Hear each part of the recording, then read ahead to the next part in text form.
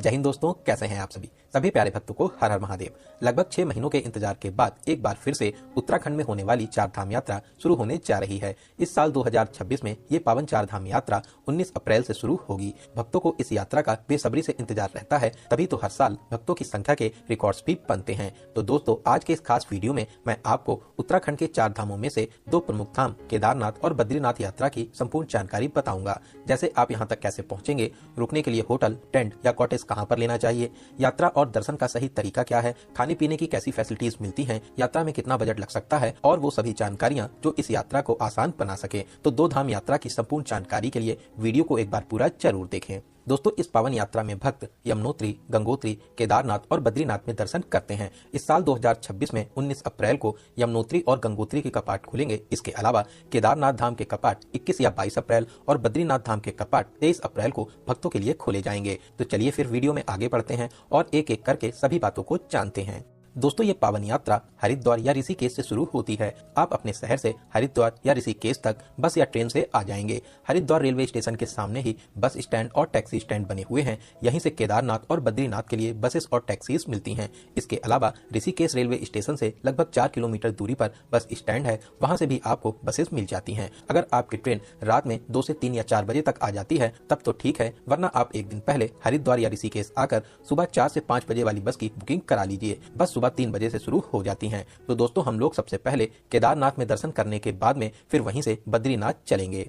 हरिद्वार से केदारनाथ की दूरी 245 किलोमीटर की है। बस आपको केदारनाथ से 25 किलोमीटर पहले सीतापुर बस स्टैंड पर ड्रॉप करती है। बात करें किराए की, तो बस में इस दूरी के लिए 550 से 600 रुपए, शेयरिंग टैक्सी वाले 1000 से 1200 रुपए और प्राइवेट टैक्सी वाले एक साइड का 7000 से 8000 रुपए चार्ज करते हैं। रास्ते में आप देवप्रयाग में अलकनंदा और भागीरथी का पावन संगम भी देखते हैं। इसके आगे बढ़ने पर आप थारी देवी और बहुत से छोटे बड़े शहरों को पार करते हुए सीतापुर आ जाएंगे। वहीं अगर आप टैक्सी या फिर अपनी गाड़ी से आते हैं तो सीतापुर से 1 किलोमीटर आगे सोनप्रयाग है, वहीं पर आपको पार्किंग एरिया मिल जाएगा, वहां पर आप अपनी गाड़ी को पार्क कर सकते हैं। तो चलिए अब हम लोग बात करते हैं रुकने के लिए आपको होटल कहां पर लेना चाहिए। दोस्तों, आप सीतापुर, सोनप्रयाग या फिर गौरीकुंड में होटल ले सकते हैं। यहाँ पर नॉर्मल होटल्स की स्टार्टिंग 2000 से 2500 में हो जाती है। वहीं 4000, 5000, 10,000 तक के बजट में आपको रूम्स मिल जाएंगे। दोस्तों, अगर आप इस पावन यात्रा को बहुत ही सरलता और आराम से करना चाहते हैं तो आप टूर पैकेज भी ले सकते हैं, क्योंकि जब बहुत ज्यादा भीड़ होती है तो उस समय होटल्स और सभी चीजों के रेट्स बहुत हाई हो जाते हैं। आप बहुत ही अच्छी और विश्वसनीय कंपनी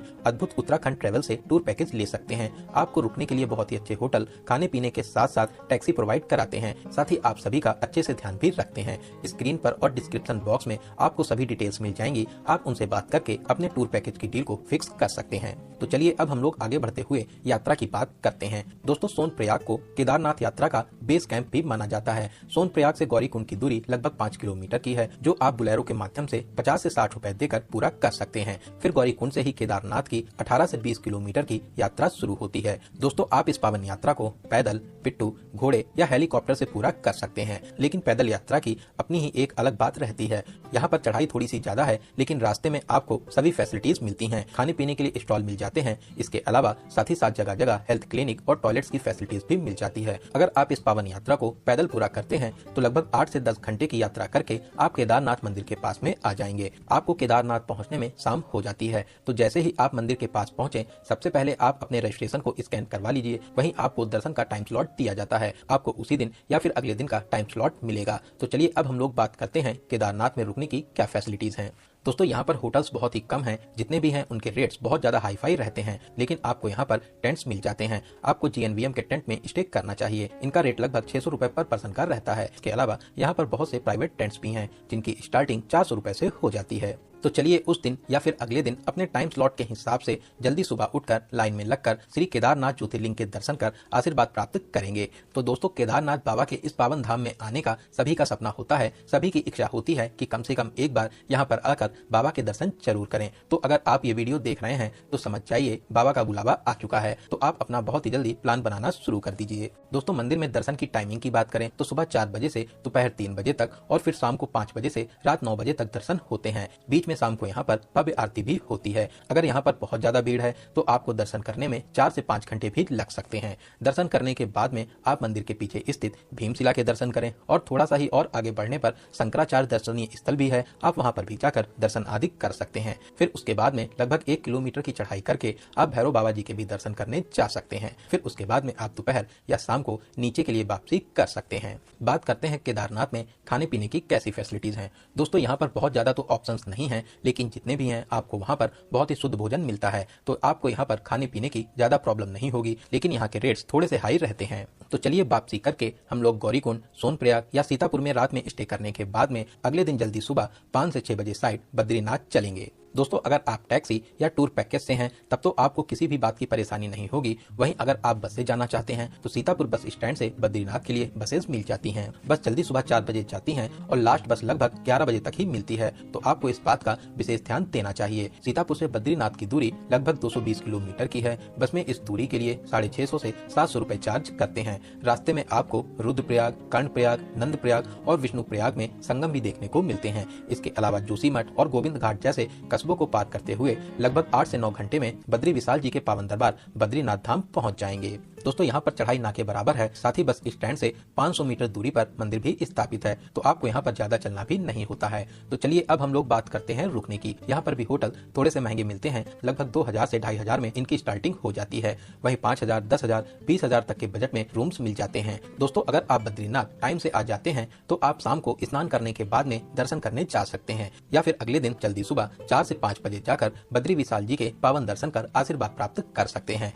दोस्तों बद्रीनाथ जी के इस पावन धाम को धरती का वैकुंठ पीक कहा जाता है। यहाँ पर दर्शन करने से आपको बहुत ही शांति का अनुभव भी होता है, तो आप भी आने वाले समय में प्लान बनाकर यहाँ पर दर्शन करने जरूर आएं। बात करें मंदिर की टाइमिंग की तो सुबह 4:30 बजे से दोपहर 1 बजे तक, फिर शाम को 4 बजे से 9 बजे तक दर्शन होते हैं। दोस्तों यहाँ पर सुबह और शाम कम भीड़ होती है, आप 1 से 1.5 घंटे में आराम से दर्शन कर लेंगे। वहीं बहुत ज्यादा भीड़ भाड़ होने पर 3 से 4 घंटे का समय भी लग जाता है। तो बद्री विशाल जी के दर्शन करने के बाद में यहाँ से 5 किलोमीटर दूरी पर माड़ा गाँव स्थित है। माड़ा गाँव को भारत का प्रथम गाँव भी कहते हैं। यहाँ पर भी बहुत से दर्शनीय स्थल और मंदिर हैं। यहाँ पर आप सरस्वती नदी, गणेश गुफा, व्यास गुफा, भीम पुल जैसे बहुत से दर्शनीय स्थलों के दर्शन आदि कर सकते हैं। तो आप चाहें तो माड़ा गांव में भी दर्शन करने जा सकते हैं। तो माड़ा गांव में दर्शन और खाना पीना करने के बाद में आप चाहें तो दोपहर में 2 से 3 बजे साइड हरिद्वार या ऋषिकेश के लिए वापसी भी कर सकते हैं। फिर आप हरिद्वार या ऋषिकेश में गंगा स्नान और दर्शन करने के बाद इस पावन यात्रा को सफल बनाकर अपने घर के लिए वापसी भी कर सकते हैं। तो चलिए अब बात करते हैं यहाँ पर आने का सबसे अच्छा समय कौन सा रहता है। दोस्तों ऐसे तो ये यात्रा सिर्फ 6 ही महीने चलती है। कपाट खुलने से लेकर दीपावली के टाइम तक ये यात्रा चलती है। आप कपाट खुलने से लेकर 15 जून तक और फिर उसके बाद में सितंबर और अक्टूबर में यहाँ पर दर्शन करने आ सकते हैं। वहीं जुलाई और अगस्त में यहाँ पर बहुत ज्यादा बारिश होती है, तो आप चाहें तो उस टाइम को स्किप भी कर सकते हैं। बात करें आपको कितने दिनों का प्लान बनाना चाहिए। दोस्तों अगर आप दोनों धाम की यात्रा करते हैं तो आपको कम से कम 6 डेज और 5 नाइट का प्लान जरूर बनाना चाहिए। इसके अलावा आप 1 दिन एक्स्ट्रा लेकर जरूर चलें। तो चलिए अब हम लोग यात्रा में लगने वाले रजिस्ट्रेशन की बात करते हैं। दोस्तों 4 धाम यात्रा के लिए रजिस्ट्रेशन जरूरी है। आप 4 धाम यात्रा की ऑफिशियल वेबसाइट registration&touristcare.uk.gov.in से अपना रजिस्ट्रेशन करा सकते हैं। जैसे ही रजिस्ट्रेशन शुरू होगा आपको वीडियोस या फिर पोस्ट के माध्यम से सूचित किया जाएगा, तो आप लगातार अपडेट्स लेते रहें। तो चलिए अब हम लोग बात करते हैं बजट की। दोस्तों अगर आप यहाँ पर 6 डेज और 5 नाइट का प्लान बनाते हैं तो 15,000 से 18,000 रुपए में केदारनाथ और बद्रीनाथ धाम की पावन यात्रा को बहुत ही आराम से पूरा कर लेंगे। वहीं अगर आप इस पावन यात्रा को बिना किसी परेशानी और आराम से करना चाहते हैं तो टूर पैकेज भी एक अच्छा ऑप्शन रहता है। आपको स्क्रीन पर और डिस्क्रिप्शन बॉक्स में सभी डिटेल्स मिल जाएंगी। तो चलिए यात्रा की कुछ जरूरी बातें भी जानते हैं। दोस्तों यहाँ पर हमेशा ही सर्दी होती है, तो आप अपने साथ में गर्म कपड़े जरूर रखें। इसके अलावा चढ़ाई के दौरान कम से कम सामान ले जाएं और अपने